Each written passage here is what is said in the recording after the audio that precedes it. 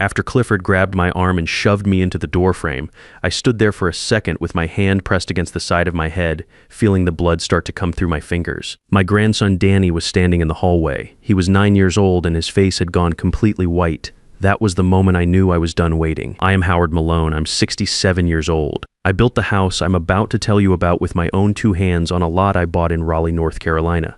Back when land out here was still something a working man could afford. My wife Gloria and I raised our daughter Nadine in that house. Gloria passed 8 years ago. After she was gone, that house was the only thing I had left of the life we built together. Her photo sits on the mantle above the fireplace. I never moved it. Not once. I want to tell you how I ended up standing in my own hallway bleeding. And more than that, I want to tell you how I got everything back. Nadine called me on a Tuesday night about 3 years ago. She said she and her husband Clifford Briggs were in a rough spot. He had lost his job at a logistics warehouse and they were 2 months behind on rent. Just until we get back on our feet, she said. Just a few months, Dad.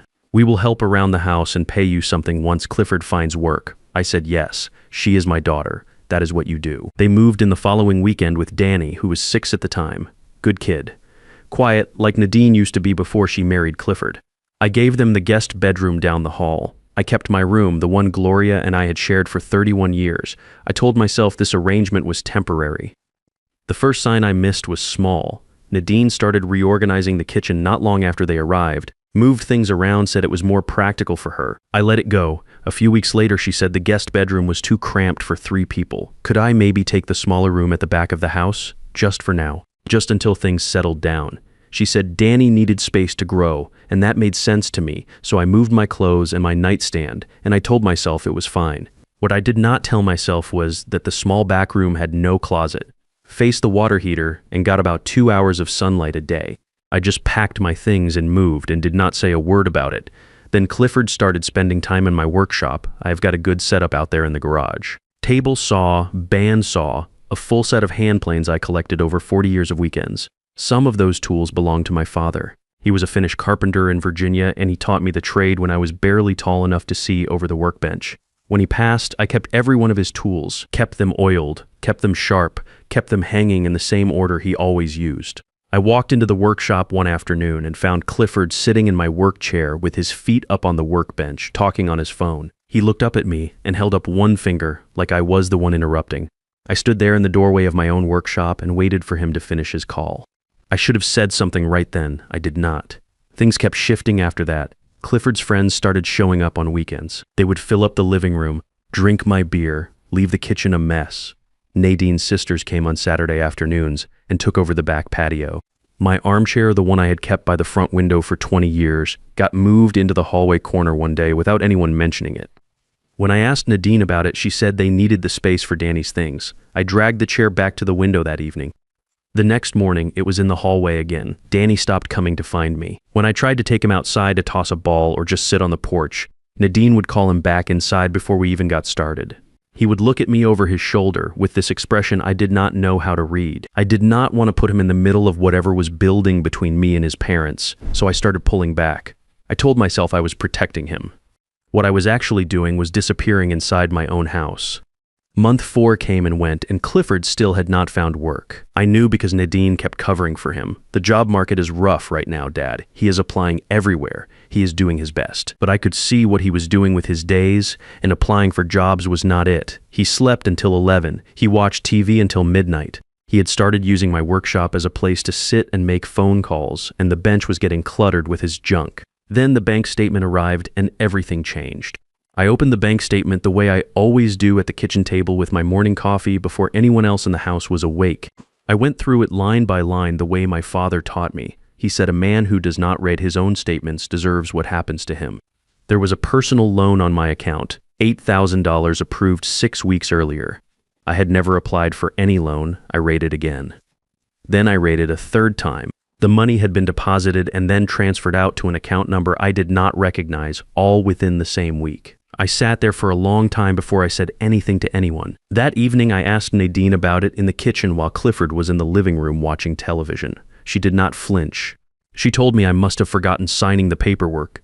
said it was for the roof repairs they had done back in the fall. I told her I knew exactly what I had and had not signed, and I had not signed anything for any loan. She looked at me with this patient expression, the kind you use on someone you think is not quite right in the head, and said I had probably just forgotten. That it happens. I was not confused, not even slightly. That night, after everyone was asleep, I went through my filing cabinet in the back room. My copies of the house deed were gone, my bank records from the past 2 years were gone, my social security card was gone. Someone had gone through my files carefully enough that nothing looked obviously disturbed, but the things that mattered were not there. I did not sleep much after that. I sat on the edge of the bed and thought about what I was dealing with. The next morning, I went out to the workshop to clear my head, same as I had done for 30 years whenever something was weighing on me. The smell of sawdust and machine oil had always been enough to settle my thinking, but I walked in and stopped in the doorway. Half my tools were gone. The full socket wrench set my father had given me when I opened my first shop, my 2 Stanley No forehand planes, the set of Lie-Nielsen bench chisels I had saved up for over the course of a year, the wooden mallet my father had made himself with his initials burned into the handle. All of it gone. The pegboard had empty hooks where those tools had hung for 2 decades. I stood there looking at those empty hooks for a long time. I found out later that Clifford had been listing everything on Facebook Marketplace. Sold a lot of it over about 3 weeks to cover gambling debts he had been running up online. He sold $2,400 worth of tools I had spent 40 years collecting, including things that had belonged to my father, things that had no real price because they could not be replaced. He sold them for whatever someone would pay fast, which was not much. I went back inside and told Nadine I needed to sit down with both of them. Clifford came in from the living room slowly, like a man who already knew what was coming and had decided he was not going to apologize for any of it. He stood with his arms crossed while I laid it out. The loan, the missing documents, the tools. He told me to calm down, said the tools were just sitting there and he had meant to tell me, said the loan was used for the house and that it benefited me too. His voice kept climbing as he talked, getting louder with each sentence like volume was going to make his argument more convincing. I told him I was going to call an attorney. That is when he moved. He stepped around the table and grabbed my arm and pushed me hard toward the doorway. I am 67 years old and I'm not a small man, but I was not expecting it. I went sideways into the doorframe and the right side of my head caught the wood. I felt it split, not a deep cut, but head wounds, bleed fast, and it was bleeding. I straightened up and put my hand to my head. Danny was standing in the hallway. He had heard the voices and come to see what was happening. He stood there completely still, looking at the blood on my hand, and his face did something I will not forget. Nadine was behind Clifford. She did not move toward me. She looked at my head and then she looked at Clifford and then she said, "You provoked him, Dad. You know how he gets when he feels backed into a corner." I did not say anything back to either of them. There was nothing left to say in that moment that would have done any good. I turned and walked down the hall to the back room and closed the door behind me. I sat on the bed and pressed a folded undershirt against the cut, and I thought clearly for the first time in months, not about what had just happened, about what I had been quietly doing for the past 2 weeks before any of this came to a head, because I had not been sitting still. I had been preparing. About 2 weeks before the night Clifford shoved me, I had started making moves. It began the morning I found the first bank statement discrepancy, before I had even confirmed the loan was fraudulent. Something in my gut told me I needed to stop reacting and start thinking like a man with a plan, so I did. The first thing I did was call Virgil Sutton, my neighbor down the street. Virgil is 65, retired electrician, been on that street longer than I have. We fish together a few times a year, and he is the kind of man who does not waste words. I told him I needed him to hold some documents for me without asking questions. He said, "Fine, come by whenever." I went to the print shop on Glenwood Avenue on a Tuesday morning while Nadine and Clifford were both out. I made 3 copies of the house deed, which I had kept in a fireproof lockbox in the closet. I printed 6 months of bank statements from the library computer, so there was no record on any device in the house. I photographed every room with my phone, turning on every light, getting clear shots of the damage Clifford had done to the walls in the hallway, the water stain on the ceiling of the master bedroom they had taken over, the gouges in the hardwood floor from furniture they had dragged around without pads. I made sure every photo had a visible timestamp. I put everything in a manila envelope and dropped it at Virgil's that afternoon, told him to keep it somewhere safe and not mention it to anyone. He took the envelope without a word, nodded once, and that was that.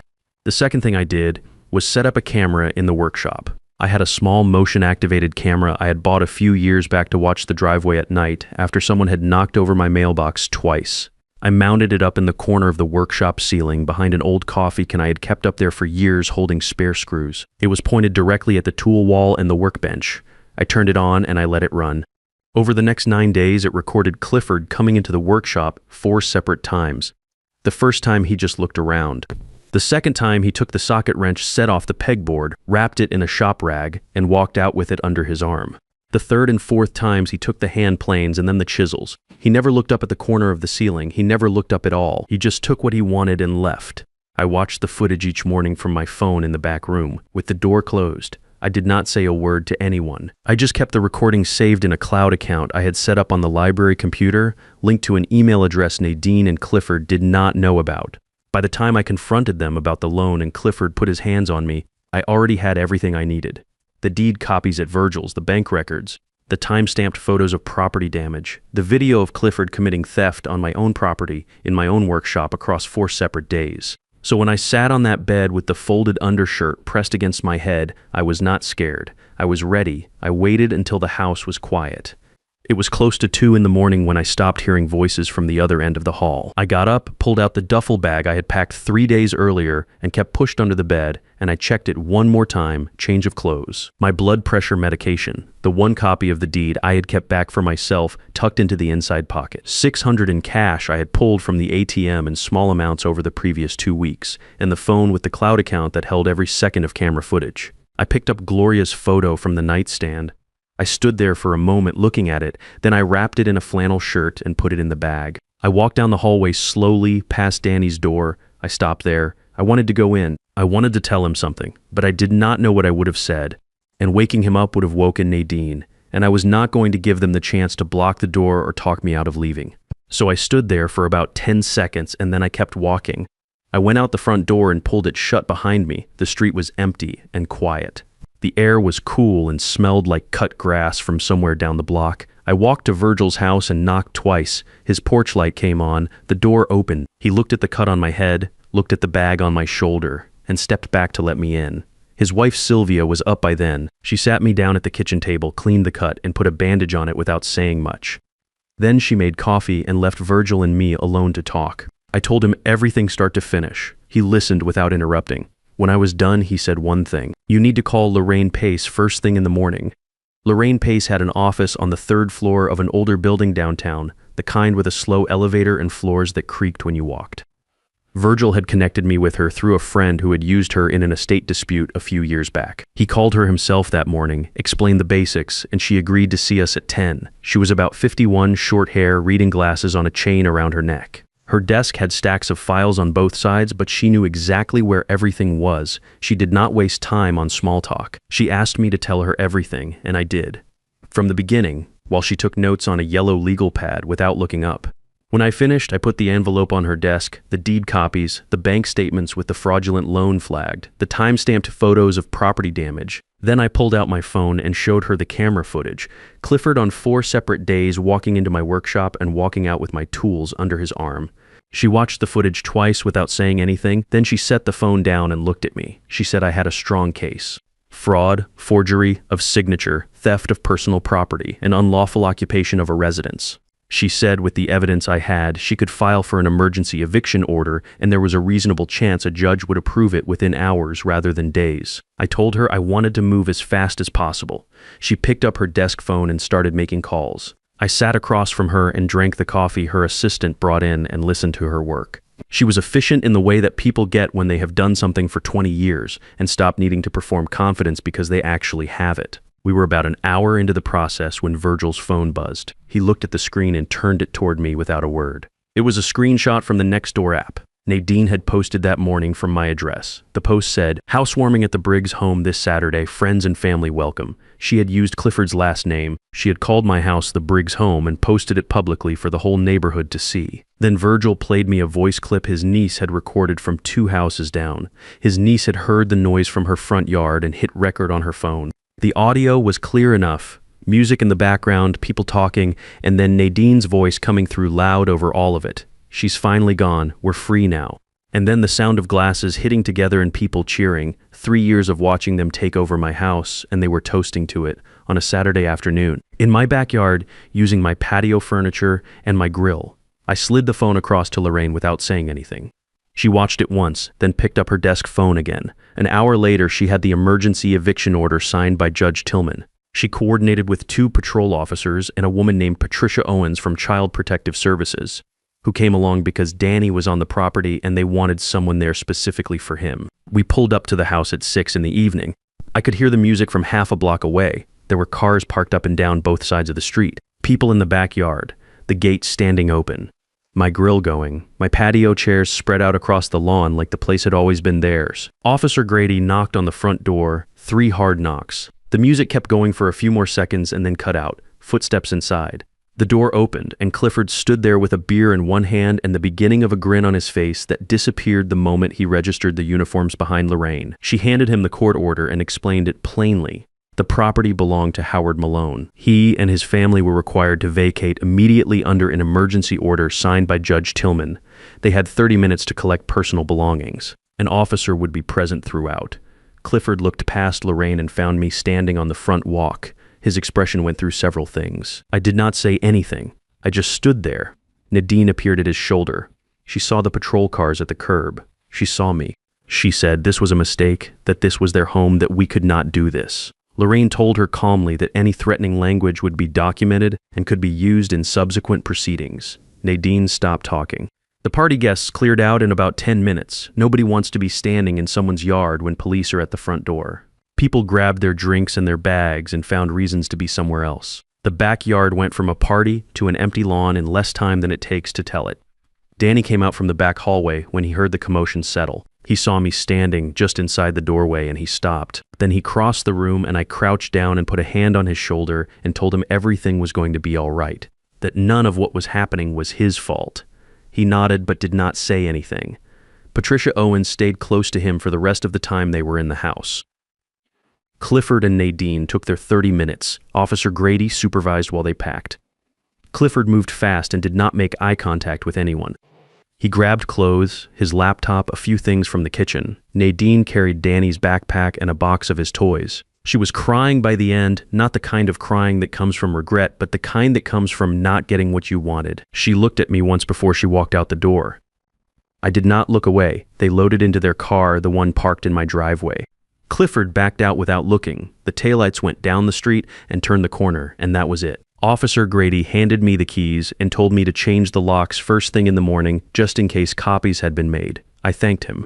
Lorraine reviewed the final paperwork with me on the front porch and told me the eviction was temporary until the hearing in 2 weeks.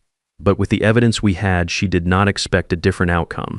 She told me to document any attempt at unauthorized contact and to call her office if either of them showed up at the property. Then everyone left. Virgil offered to stay, but I told him I was fine. I needed to be in the house alone. I walked in through my own front door and stood in the living room for a moment. The remains of the party were everywhere. Plastic cups on the coffee table, beer bottles on the kitchen counter, paper plates with food still on them out on the back patio. My grill had been left on. I turned it off. The first thing I did was go to the mantel. Gloria's photo was still there. They had not touched it. I stood there looking at it for a while, and then I got to work. I cleaned for 4 hours straight. Every cup, every bottle, every paper plate. I wiped down the counters and swept the kitchen floor and hauled 3 bags of trash out to the curb. I brought my armchair back from the hallway and put it by the front window where it had lived for 20 years. I went to the master bedroom and stripped the sheets off the bed and put them in a bag by the door. I put my own sheets on, the ones I had kept folded in a box in the back room. White cotton smelled like the cedar block I keep in the closet. I did not finish until nearly 2 in the morning.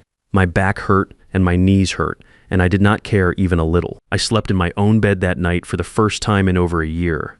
The hearing 2 weeks later went the way Lorraine said it would. Clifford and Nadine showed up with an attorney who made arguments about home improvements and implied permission and contributions to household expenses. Lorraine put the camera footage on the screen. She walked the judge through the forged loan documents, the Nextdoor post with Clifford's last name on my address, the recorded audio of Nadine announcing they were free.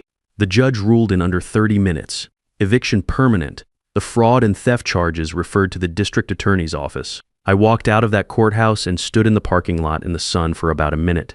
Then I drove home. 3 months after the hearing, Patricia Owens called me. She said Danny was struggling. Nadine was working double shifts, and Clifford's legal situation meant he was not a stable presence. Danny had been asking about me. She wanted to know if I was willing to be evaluated as a temporary placement. I told her I would do whatever the process required. 6 weeks later, Danny came to stay with me. He showed up on a Saturday morning with a backpack and his baseball glove. First thing he asked was whether the workshop was still out there. I told him it was better than it had been in a long time. I had spent those 6 weeks putting it back together. Got the rubber mats out, unbolted the weight rack Clifford had screwed into my workbench, cleaned and oiled every surface. Lorraine's office had tracked the Facebook Marketplace listings and identified the man who had bought my father's tools. He had not known they were stolen. He sold them back to me for the $340 he had paid Clifford for the lot. I knew what they were worth, and he knew what they were worth, and he sold them back anyway because he was a decent man. I drove out to his place in Garner and loaded them into my truck and did not say much on the way home. Just drove. Danny and I spent that first Saturday in the workshop together. I showed him how to hold a hand plane, how to read the grain of the wood before you cut, how to check a surface for flat. He made a small shelf that came out lopsided on one end. It sits on the kitchen windowsill right now, and I am not moving it. There are days I still think about Nadine. Not with anger, mostly just a kind of sadness for what the relationship became and what it did not have to be. I raised her in that house. I thought I knew who she was. But here is what I know for certain. A man spends 40 years building something with his hands and his time and his money, and nobody gets to walk in and take it from him. Not a son-in-law with gambling debts. Not a daughter who decided her father was an obstacle instead of a person. If you're sitting on evidence and waiting for things to get better on their own, they will not. Document everything. Find the right attorney. Use the system that exists to protect you.